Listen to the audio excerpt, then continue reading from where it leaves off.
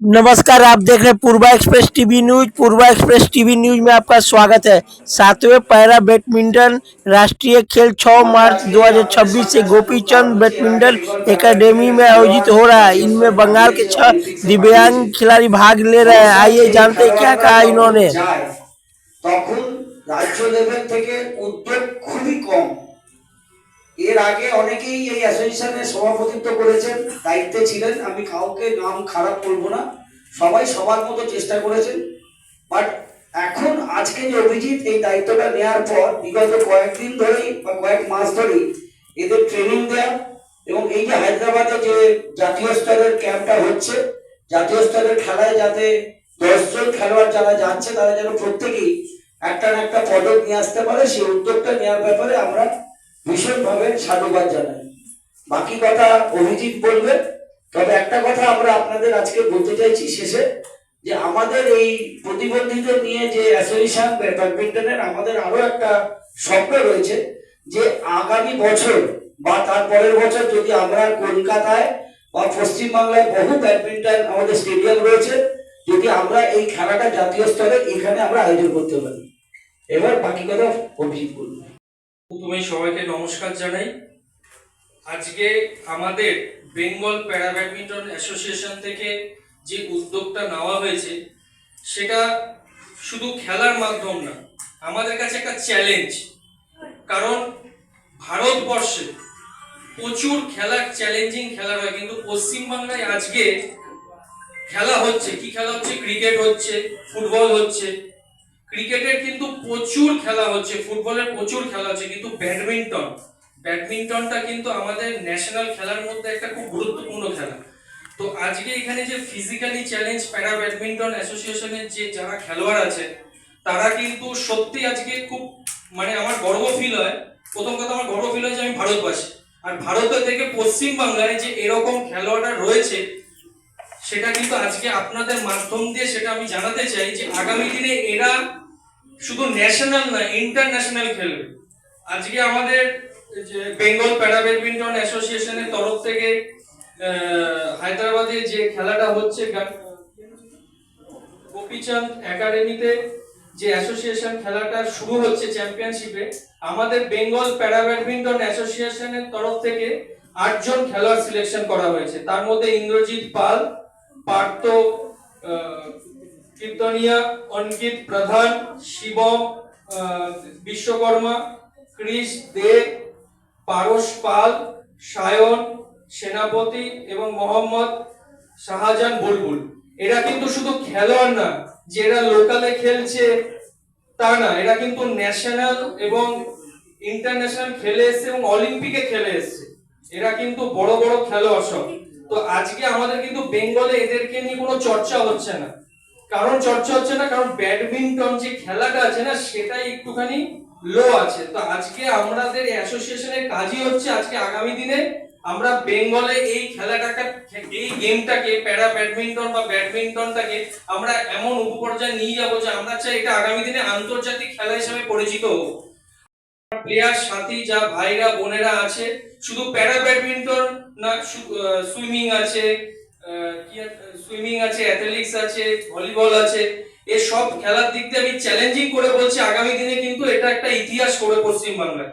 আর আজকে আমার যে সিনিয়র দাদা যিনি বললেন যে আমরা চাই আজকে যেখানে আমরা খেলোয়াড়দের খেলতে পাঠাচ্ছি ন্যাশনালে চ্যাম্পিয়নশিপের জন্য, ওরা তো নিশ্চয়ই ওদের ফুল ফোর্স দিয়ে পুরো ওদের একদম হার্ড খেলা খেলে ওরা গোল্ড মেডেলিস্ট জিতে আসুক, আমি সেটা আশাবাদী। আরেকটা কথা বলতে চাই, আজকে যে খেলাটা ওরা বাইরে খেলতে যাচ্ছে, আমি চাই কয়েক 2-3 বছরের মধ্যে যেন আমরা এখানে বড় একটা চ্যাম্পিয়নশিপ টুর্নামেন্ট করতে পারি। আর আমি আশাবাদী রাখবো আপনাদের সংবাদ মাধ্যমের মাধ্যম দিয়ে যে এটা জনসাধারণের কাছে পৌঁছে দেওয়া হয় এবং পশ্চিমবাংলার কোনায় কোনায় অনেক খেলোয়াড় আছে যারা আমাদের কাছে পৌঁছতে পারছে না, এবং তারা যাতে আমাদের কাছে পৌঁছয়। আমাদের দায়িত্ব তাদেরকে ন্যাশনাল ইন্টারন্যাশনালে খেলার সুবিধা করে দেওয়ার, আমরা সেই উদ্যোগ নিয়েছি। अभिजीत जियान ने इस एसोसिएशन को ज्वाइन किया है, तब से ये जी जान लगाकर मेहनत कर रहे हैं कि ताकि पैरा बैडमिंटन को आगे लेकर जाए। और जो अभी हमारा नेशनल बच्चे जा रहे हैं उनका काफी हेल्प किया है इन्होंने। उन्हें जितना भी हेल्प चाहिए प्रैक्टिस से लेकर कैंप में लेकर सब कुछ उन्होंने हेल्प कर रहे हैं। और आगे उम्मीद है कि नेक्स्ट ईयर हम लोग ये जो नेशनल गोपीचंद एकेडमी में हो रहा है, नेक्स्ट ईयर हम लोग 2027 में हम लोग कोशिश करेंगे ये पश्चिम बंगाल में हो और हम लोग इस टूर्नामेंट को काफी अच्छे से कराएं। तो और मैं सब प्लेयर को बेस्ट ऑफ लक बोलूंगा कि वो आए, वो इस टूर्नामेंट में गए जा रहे हैं तो कुछ मेडल लेकर बंगाल के लिए आए ताकि देश का नाम रोशन करे और बंगाल का नाम रोशन करे। Thank you.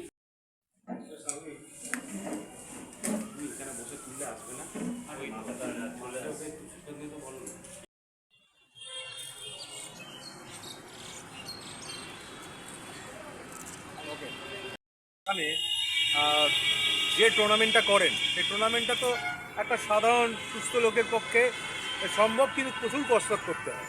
কিন্তু আপনারা তাকে সেটাকে মিথটাকে ভেঙে দিয়েছেন যে না, খেলার মানসিকতা যদি থাকে তাহলে আপনি এত খেলা থাকতে এত কিছু থাকতে আপনি এই ব্যাডমিন্টনটাকে বেছে নিয়েছেন। ছোটো থেকে ব্যাডমিন্টনের প্রতি আমার একটা নেশা ছিল যে ব্যাডমিন্টন খেলবো, বড় হয়ে কোনো একটা ভালো টুর্নামেন্ট খেলবে। এবেল বডির প্লেয়ারদের সাথে খেলতাম পাড়াতে, তো তাদের থেকে খেলা শিখে যে আমি যখন জানতে পারি যে প্যারাতেও ফিজিক্যালি হ্যান্ডিক্যাপ যারা তাদের জন্য ব্যাডমিন্টন টুর্নামেন্ট হয়, তো আমি বললাম আমি যখন জেনারেল এবেল বডির প্লেয়ারদের সঙ্গে খেলতে প্যারাদের সাথে আমি কেন খেলবো না, তখন আমি খেলার ওই সোর্সে ন্যাশনাল খেলতে যাই। তো আপনার এত এই যে সূত্রটা, এই যোগাযোগটা করানোর পেছনে কোনো মানুষের অবদান আছে? ওখানে আছে, মানে আমি যখন মাধ্যমিক ক্লাস 10 পাস করি তখন আমি বাজারে ঘুরছি, একটা মানে তিনিও হ্যান্ডিক্যাপ ছিলেন, তিনি রাস্তায় ঘুরছে, আমাকে দেখে ডাকলো, বলে ভাই শোনো বলছে না তুমি তো এরকম তুমি খেলাধুলো করো কি? আমি বলে হ্যাঁ খেলাধুলো করি। তো বলছে আমাদের এরকম প্রতিবন্ধীদের খেলা হয়, তুমি কি সে খেলাতে যাবে? আমি বলে অবভিয়াসলি যাবো, আমি তো জানি না, কোথায় আমাকে অ্যাড্রেস দিন আমি চলে যাবো।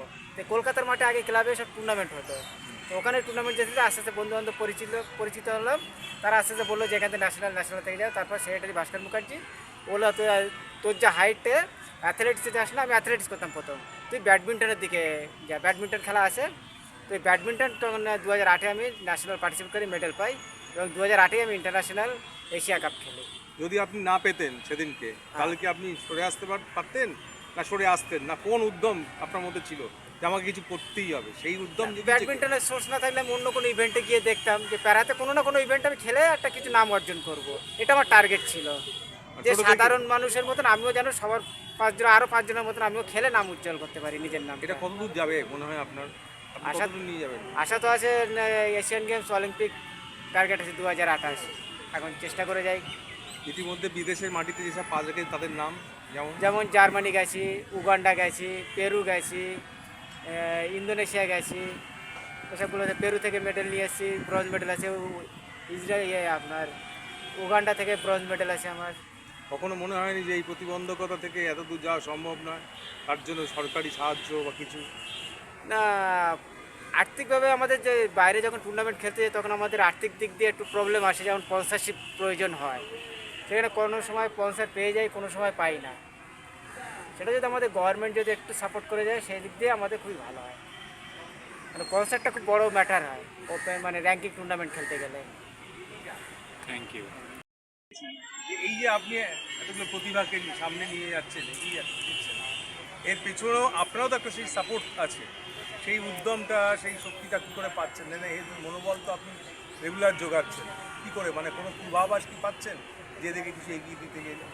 হ্যাঁ, অবশ্যই আমরা চেষ্টা করছি যে আমরা আরও উঁচু স্তরে যেতে পারি, কারণ এর আগে অনেকগুলো ইন্টারন্যাশনাল ইভেন্ট খেলা হয়েছে এবং আমার স্যার ছিলেন 2020-তে, যিনি বিমল পোদ্দার ছিলেন, তিনি মারা যাওয়ার পরে বিগত এই দশক ধরে আমার যা প্রবলেম হচ্ছে, হ্যাঁ, আগে ওয়ার্ল্ড নাম্বার 7 ছিলাম, একসময় ওয়ার্ল্ড নাম্বার 7 ছিলাম, তার আগে 9 ছিলাম, 8 ছিলাম, তারপরে 7 হলাম। তারপরে স্যার মারা যাওয়ার পরে আমার ইন্টারন্যাশনাল টুর্নামেন্ট অনেকগুলো খেলতে গিয়েছিলাম। লাস্ট খেলেছিলাম থাইল্যান্ডে, এশিয়ান চ্যাম্পিয়নশিপ খেলেছিলাম, তাতে আশানুরূপ ফল হয়নি। যাই হোক, চেষ্টা করছি আরও যাতে আশানুরূপ ফল ভবিষ্যতে হয়, তার জন্য আমি চেষ্টা করে যাচ্ছি। আমরা তো সারা বিশ্বের খবর রাখি, তাতে তো ইন্ডিয়ার যেসব পজিশনটা আছে মানে জেনারেল, আর আপনাদের ক্ষেত্রে প্যারা যেটা আছে, তার পজিশনটা কী জায়গায় দাঁড়িয়ে তার পজিশনটা আরও অনেক ভালো, মানে জেনারেলের থেকে আমাদের প্যারাতে আরও বেশি মেডেল আছে। আমরা অলিম্পিকে যতগুলো না পেয়েছে তার থেকে হাজার গুণের বেশি আমাদের প্যারা অলিম্পিকে মেডেল আছে। এ বিষয়ে কি প্রাক্তনীরা যেমন প্রকাশ পাড়ুকন থেকে আরম্ভ করে যারা ছিলেন প্রাক্তন মানে জেনারেলে, তারা কি আপনাদের কোনোভাবে সহযোগিতা বা এরকম একাডেমি থেকে তারা এখন, হ্যাঁ, ইদানিং তারা এখন অলিম্পিক, বিগত যে লাস্ট অলিম্পিক হলো 2020, সেখান থেকে তারা, তারপর থেকে তারা প্রকাশ পাড়ুকন কেন, কানিৎকার, নিখিল কানিৎকার স্যার, আরও অনেকরা এগিয়ে এসছে, গোপীচাঁদও এগিয়ে এসছে। ওনারা হার্ডলেস, যেমন এবারে যেমন খেলা ন্যাশনালটা হচ্ছে হার্ডলেস গোপীচাঁদ একাডেমিতে খেলা হচ্ছে 16 থেকে 20। ভবিষ্যতে কোনো টুর্নামেন্টের নতুন এখন যেটা হয়নি কলকাতা বা বাংলার বুকে, এরকম কোনো টুর্নামেন্টের আপনারা কোনো চিন্তা ভাবনা করছেন যাতে অনেক প্লেয়ার চলে আসতে পারে? আমরা চেষ্টা করছি,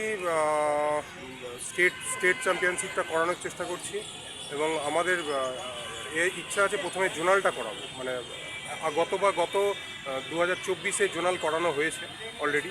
তারপরে ওখান থেকে আমরা আশানুরূপ একটা সবার কাছ থেকে রেসপন্স পেয়েছি, এবং আমরা চাইছি যে ভবিষ্যতে আমাদের স্পন্সরের দিকে খুব প্রবলেম। তো আমরা চাইছি সামনের আগত দিনে আমরা মানে জোনালটা করাবো, তারপরেই আমরা পরের ধাপে ন্যাশনালটা করানোর চেষ্টা করছি। আপনার নাম এবং ইন্দ্রজিৎ পাল, ইন্টারন্যাশনাল প্যারালিম্পিক।